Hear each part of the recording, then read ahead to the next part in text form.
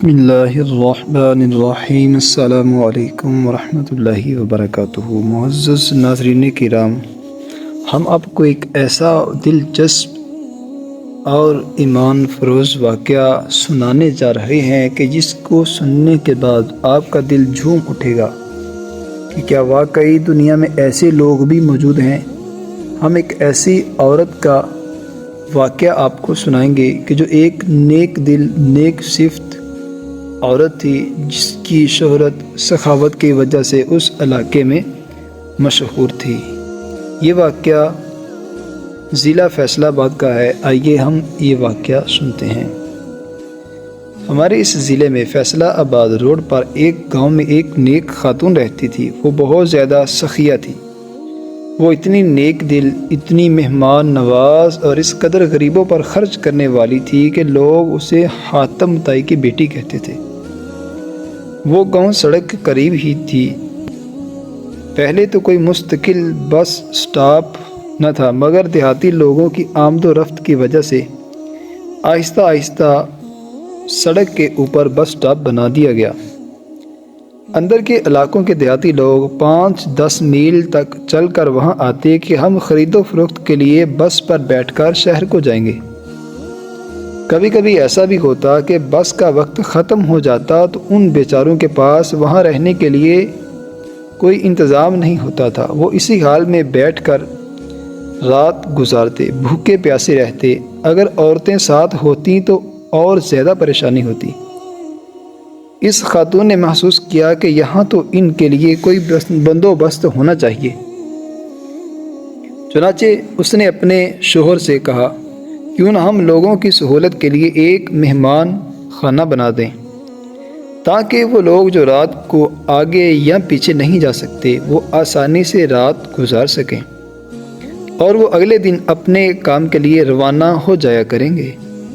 خاوند کو یہ بات بہت پسند آئی، چنانچہ اس نے مہمان خانہ بنوا دیا اور ایک آدمی رکھ کر ان کے لیے کھانا پکانے کا بندوبست بھی کر دیا۔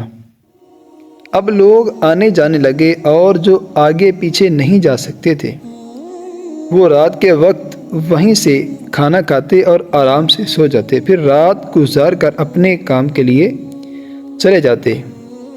ان میں سے کئی لوگ تلبیس ابلیس کی وجہ سے خیر خواہ بھی بن جاتے ہیں۔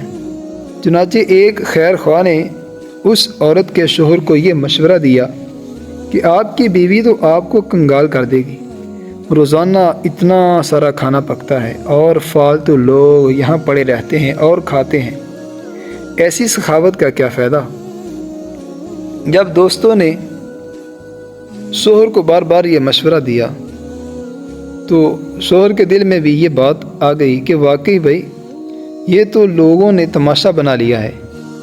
چنانچہ اس نے ایک دن یہ فیصلہ کر لیا کہ مہمان خانے کو بند کر دیا جائے۔ بیوی کو پتہ چلا تو وہ پریشان ہوئی کہ جب پروردگار نے ہمیں اتنی ساری زمینیں دی تھی کہ ہماری اپنی گندم سے ہی روٹی بنتی تھی اور سارا سال مہمان نوازی کا ثواب ملتا رہتا تھا، اب یہ نیکی کا ذریعہ بند ہو گیا ہے۔ لیکن خاوند نے کہہ دیا تو بیوی خاموش ہو گئی۔ نیک بیویاں پھر بھی بات کرنے کے لیے کوئی نہ کوئی موقع تلاش کرتی رہتی ہیں، جھگڑے نہیں کیا کرتی۔ چنانچہ وہ موقع کی تلاش میں رہی۔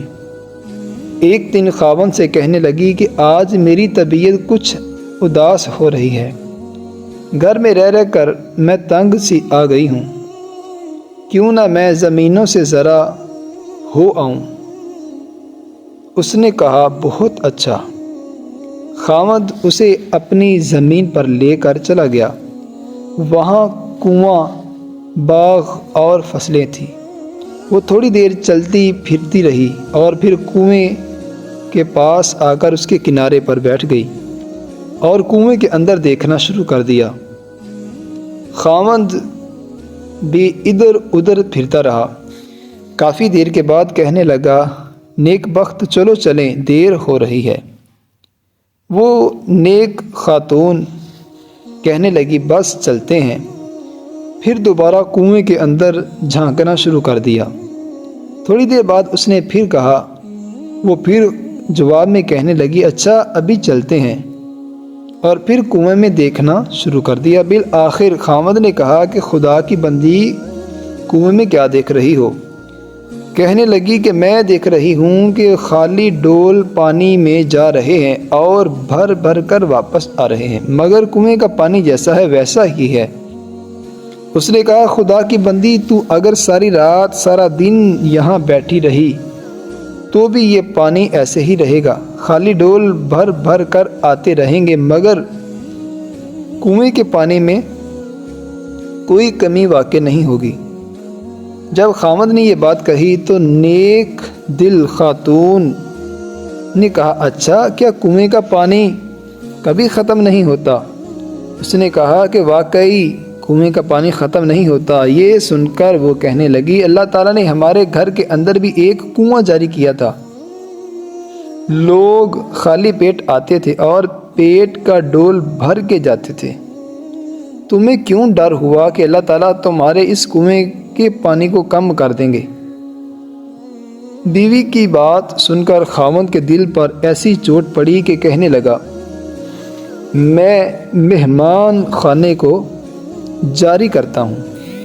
چنانچہ وہ عورت جب تک زندہ رہی اس علاقے میں وہ مہمان خانہ اسی طرح جاری رہا۔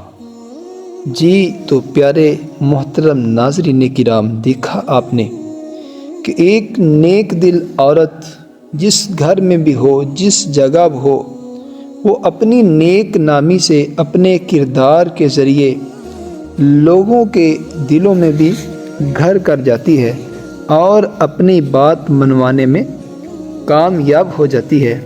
یہ ایک پیغام ہے ان عورتوں کے لیے کہ جو بلا وجہ اپنے گھروں میں لڑتی جھگڑتی ہیں۔